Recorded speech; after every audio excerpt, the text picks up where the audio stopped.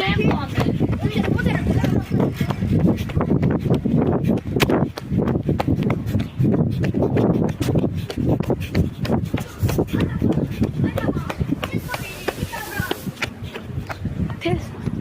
Tez zobe.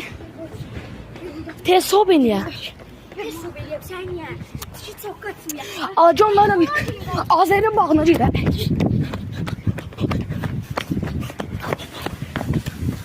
Değil bu deşlikten değişsen. Tanıyorum ben bura. Ana. Bura bizim bağ tarafı. Ha. Ha? Düz zebra yanmıştı. Ya, hani yalnız yoktu. Yalnız. Ağanın iyisini bilmelidir. Yalnız. İyisi yok, iyisi gelmemişti. İyisi gelmemişti. Yakup zat heyətdəydi. Yakup. Ne olur? Ben de orada değil. Ben de burada varsa vaxt axtarıram. Şun bağdı bura. Heç kimi. Çıtdı vaxtı be bura. Yüzü bizi götürübdü. Sen kim olsan ne? Allah kimi O da oncu da oncu. Biləmi sen kimi? Aha. Hardan geldi? Oradan girin. Değil mi bu? Yok.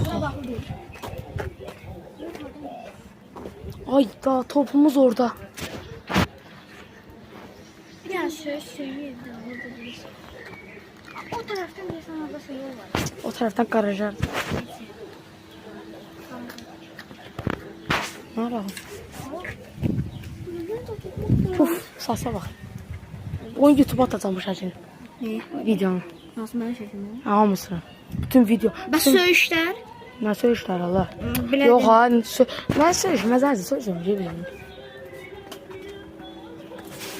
YouTube'da söğüş söylüyor ama sen söyleyin. Ben söyleşsem uşaq.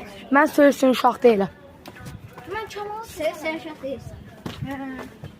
Sen ağayı sevmişsin. Ben söylüyorum. Ağa- Terbiyesiz. Eli terbiyeli.